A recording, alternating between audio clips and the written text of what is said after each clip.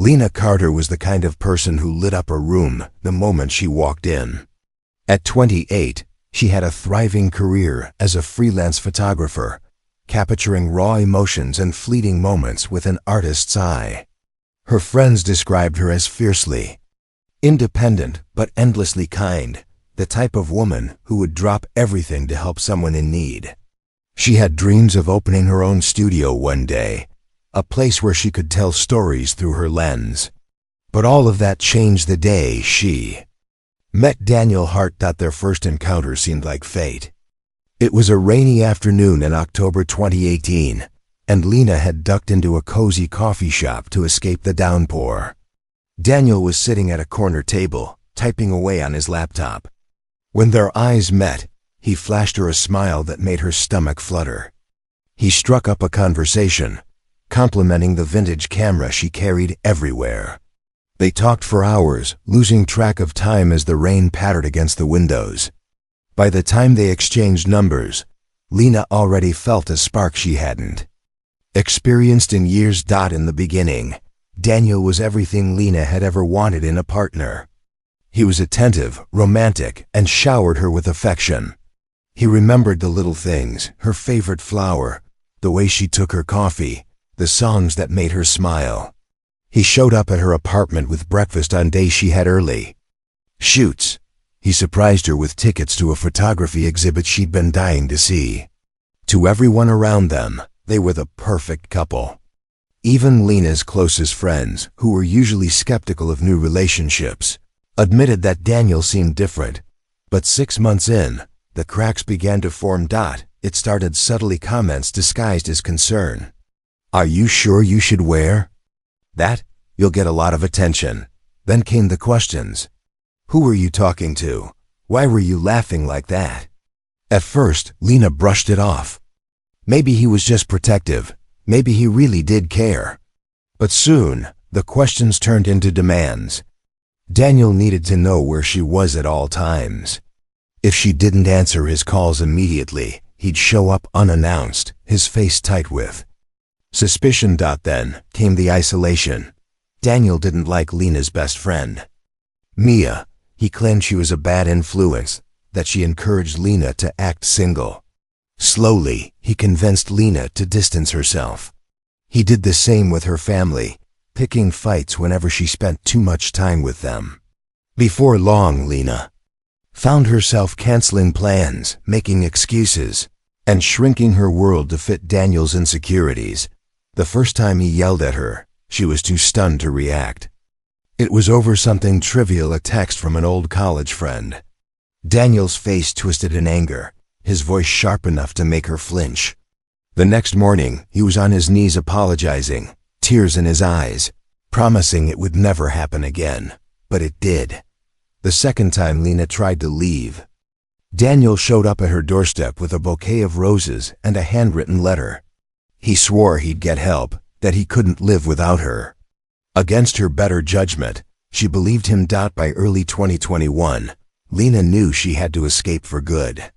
She began secretly stashing cash, deleting search history, and planning her exit. She confided in Mia, who helped her find a small apartment under a fake name. Lena's hands shook as she packed a bag of essentials, hiding it in the back of her closet. She just had to wait for the right moment. But Daniel was always one step ahead. The morning of March 15, 2021, dawned gray and drizzly, the kind of weather that made people hurry through their routines. Lena Carter stood at her bathroom mirror, applying concealer to the faint bruise along her jawline, her hands steady despite the adrenaline coursing through her veins. Today was the day she would finally break free from Daniel's suffocating control. She had spent months carefully planning her escape. The new apartment under the name Lisa Reynolds was paid for in cash. A prepaid phone sat buried in her purse. Even her escape route was meticulously planned. She would leave during Daniel's weekly Tuesday golf game, when he was reliably gone for at least 5 hours. As she fastened her necklace, a small silver key her grandmother had given her, Lena allowed herself to imagine breathing freely again. At 10:37 a.m., Lena sent Mia a coded text. The gallery exhibit was amazing, their prearranged signal that the plan was in motion. Mia immediately responded with a heart emoji, their confirmation that she was standing by. Lena's suitcase, packed with essentials and hidden beneath spare bedding in the hall closet, weighed heavily on her mind. She had deliberately left sentimental items behind to avoid suspicion, taking only what she needed to start over. The clock ticked toward noon with agonizing slowness. Lena forced herself to eat lunch, knowing she needed to maintain her normal routine. She nearly jumped out of her skin when her phone buzzed, but it was just a calendar reminder for a dentist appointment she would never keep. At 12:42 p.m., Daniel sent his usual "leaving the club now" text, which meant he'd be home by 1:30. Right on schedule. Lena moved quickly. She changed into nondescript jeans and a hoodie, stuffing her distinctive red jacket in the trash. Daniel would recognize it instantly in public. The suitcase came out of hiding, its wheels unnaturally loud on the hardwood floors. With one last look around the apartment she'd once loved, Lena stepped into the hallway, locking the door behind her for the final time.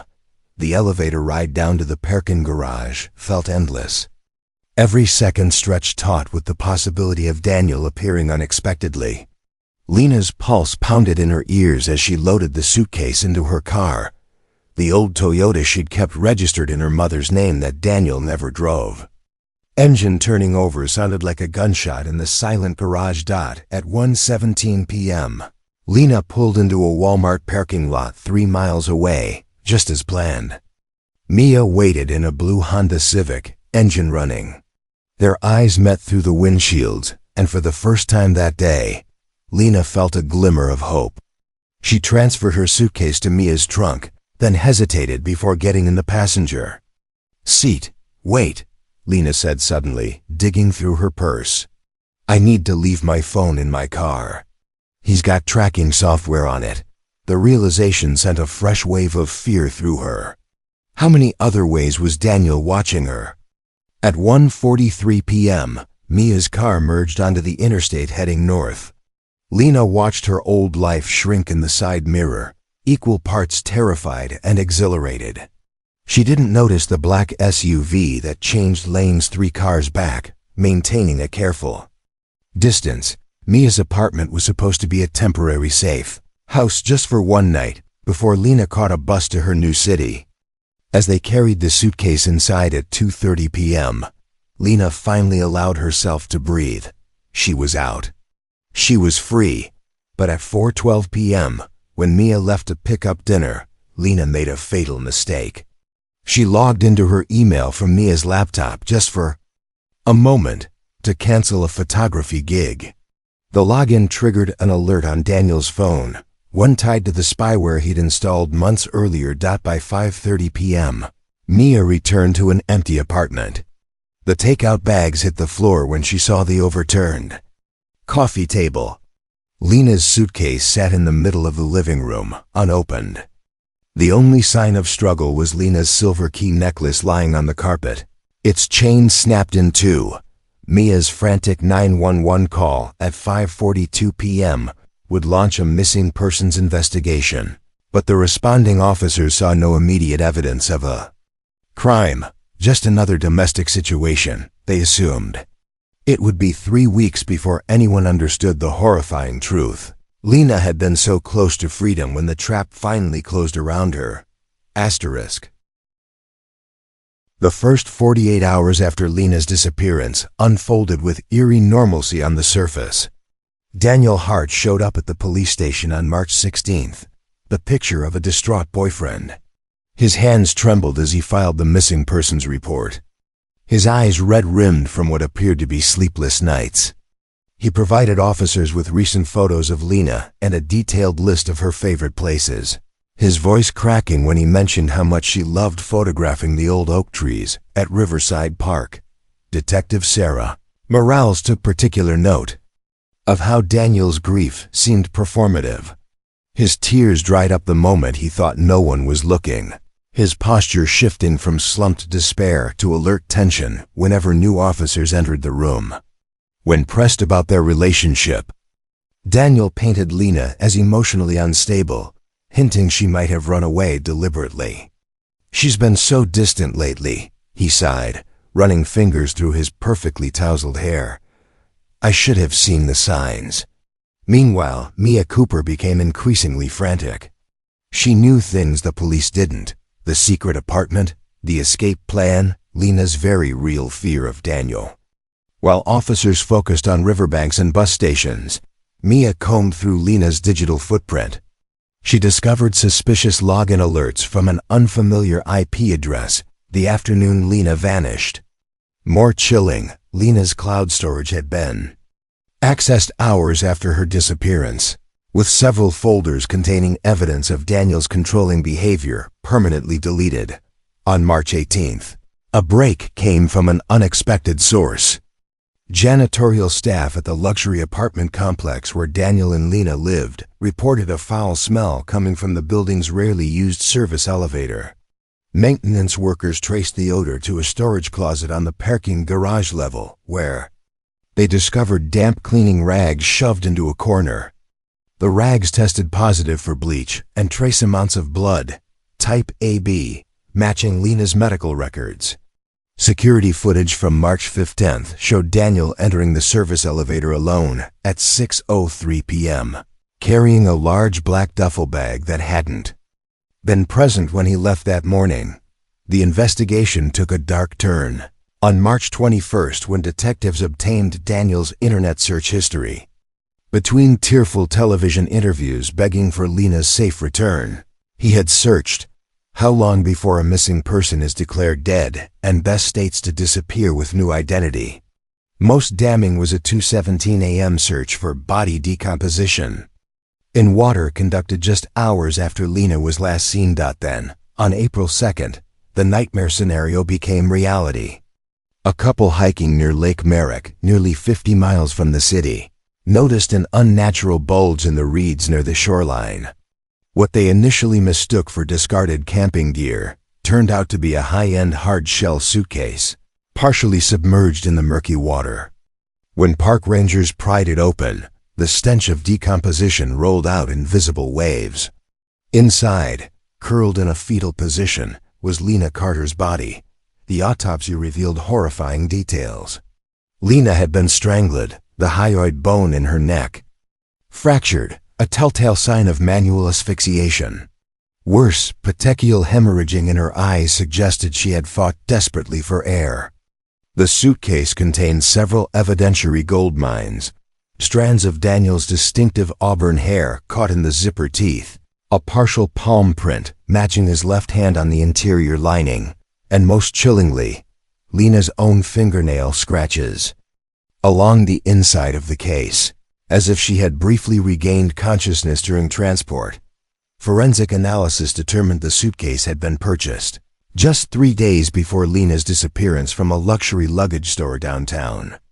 Security footage showed Daniel making the purchase, though he claimed it was a gift for Lena's upcoming birthday. The store clerk would later testify that Daniel had specifically requested the most airtight model you have. As detectives pieced together the timeline, a disturbing pattern emerged. Cell tower data placed Daniel's phone near Lake Merrick the evening of March 15th, despite his claims of being home grieving. His car's EZ-Pass records showed a toll booth transaction on the lake access road at 8:47 p.m. Most damning of all, GPS data from Lena's recovered smartwatch showed her pulse spiking to 170 BPM at approximately 6:30 p.m. on March 15th, then flatlining 13 minutes later while still inside the city limits. The evidence painted a horrifying picture. Lena had been attacked at Mia's apartment, transported alive but unconscious in the duffel bag seen on security footage, then kept somewhere, likely the storage closet, until nightfall.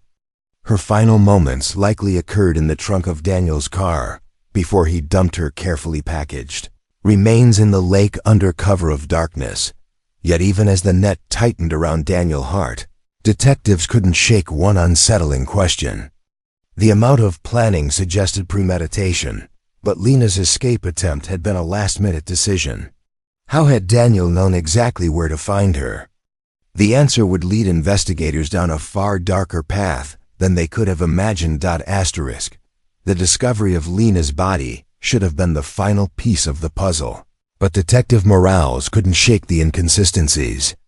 Daniel's alibi for the critical window of Lena's abduction was disturbingly solid. Security footage from the Oak Room bar showed him sipping whiskey from 5:15 p.m. to 7:30 p.m. on March 15th, nearly 20 miles from Mia's apartment. The bartender and 3 regulars all confirmed his presence, even recalling how Daniel had checked his watch anxiously around 6:45 p.m., muttering about waiting for an important call. Then came the breakthrough that turned the case on its head. While reviewing Daniel's financials, forensic accountants noticed recurring $500 withdrawals from an ATM near his office every Thursday. These coincided with deposits into an account under the name E. Hart at a different bank. A quick record search revealed what Daniel had carefully hidden. He had an identical twin brother, Ethan, who'd been living off-grid in a cabin near Lake Merrick. Ethan Hart's criminal record read like a roadmap to violence. 2 restraining orders from ex-girlfriends. An arrest for aggravated assault in 2017. Most tellingly, a dismissed stalking charge from a woman who later recanted her statement after receiving personal assurances from Daniel. When detectives pulled Ethan's DMV photo, the resemblance was uncanny. Same auburn hair, same square jaw, same intense blue eyes. The only difference was a thin scar running through Ethan's left eyebrow, barely noticeable unless you knew to look. Armed with this revelation, detectives re-examined all the evidence. The security footage from Mia's apartment building showed a figure resembling Daniel entering around 5:50 p.m., but the angle never clearly showed his face. The black SUV spotted near Walmart had temporary plates registered to a shell company, traced back to Ethan's hunting buddy. Most damningly, cell tower data placed a burner phone purchased with cash near every key location on March 15th, pinging off towers along the route from Mia's apartment to the lake. The arrest was textbook. Ethan was found at his cabin cleaning a hunting rifle when SWAT moved in. Inside, investigators found Lena's missing camera equipment, a pair of latex gloves with traces of her DNA, and most chillingly, a handwritten note from Daniel reading, "She's going to run today. You know what to do." Ethan initially maintained his innocence but cracked when shown the suitcase photos. "She woke up in the trunk," he muttered, eyes fixed on the floor. "That wasn't supposed to happen." His confession spilled out in jagged fragments. How Daniel had groomed him for years to be his cleaner. How they'd rehearsed the abduction using Ethan's ex-girlfriend as a test subject. How Daniel had promised him $20,000 and a fresh identity. Most disturbing revelation came when forensic techs examined Lena's recovered phone. Buried in the deleted items was a voice memo recorded at 6:28 p.m. on March 15th, likely activated by accident during the struggle. The 47-second clip captured Ethan's voice saying, "Stop fighting. He'll just make it worse," followed by Lena's ragged breathing and a muffled "Daniel knows." Before the sound of fabric rustling violently as prosecutors built their case, a darker pattern emerged. Daniel's first serious girlfriend in college had disappeared during a hiking trip, her body never found. His business partner's wife had died in a suspicious home invasion 6 months before he met Lena. Each time, Daniel had airtight alibis and plausible deniability. The trial became a media circus when Ethan turned state's evidence, detailing how Daniel had manipulated him since childhood. "He always said we were 2 halves of one mind," Ethan testified, avoiding his brother's glare. "That I was the hand and he was the brain." Yet through it all, Daniel maintained his innocence with chilling composure. Even when the jury returned guilty verdicts for both brothers, first-degree murder for Ethan, conspiracy and felony murder for Daniel, He simply nodded as if confirming a business deal.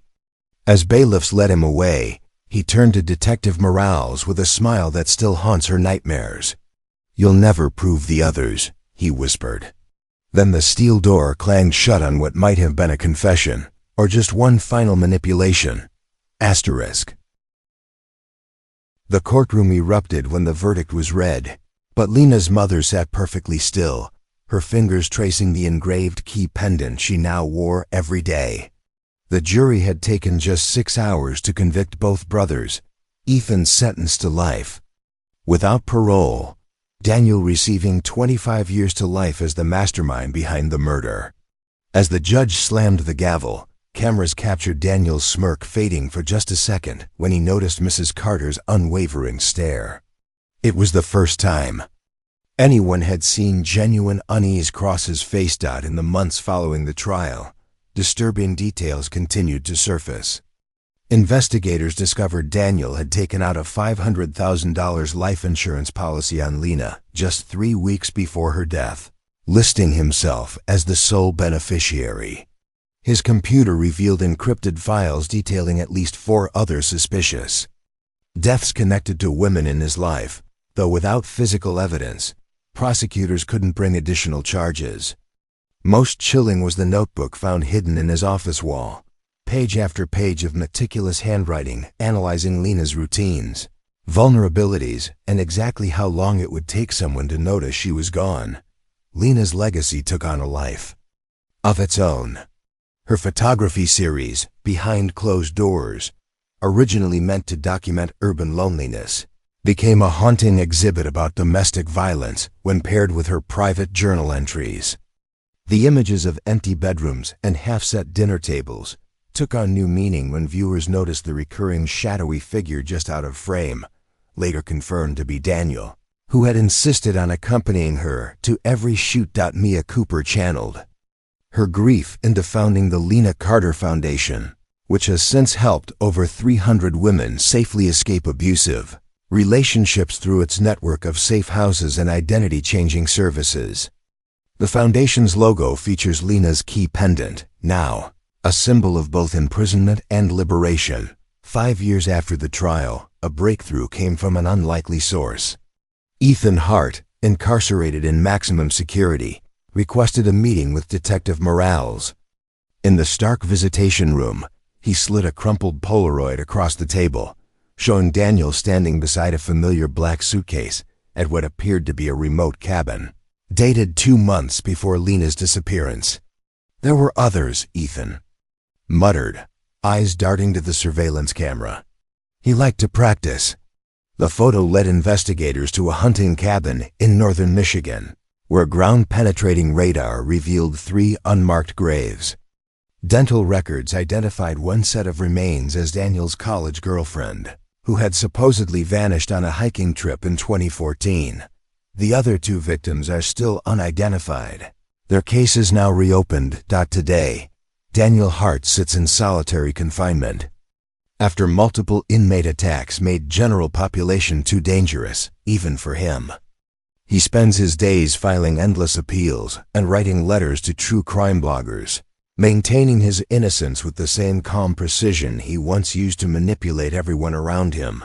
Every March 5th, strangers leave flowers at the Lake Merrick boat launch where Lena was found. The tribute started with Mia and has grown each year, a quiet rebellion against the calculated cruelty that tried to erase Lena Carter. Her photographs still sell at galleries. Her foundation still saves lives, and her story still serves as a warning that the most dangerous prisons don't always have bars, and that monsters rarely look the part until it's too late. As for Daniel, he'll likely die behind bars, his name forgotten. While Lena's, the woman he tried to reduce to a cautionary tale, lives on in every life. She continues to touch through the art she left behind and the lives her story has saved. The ultimate irony being that, in trying to silence her forever, Daniel Hart made sure Lena Carter's voice would never be silenced at all. Asterisk.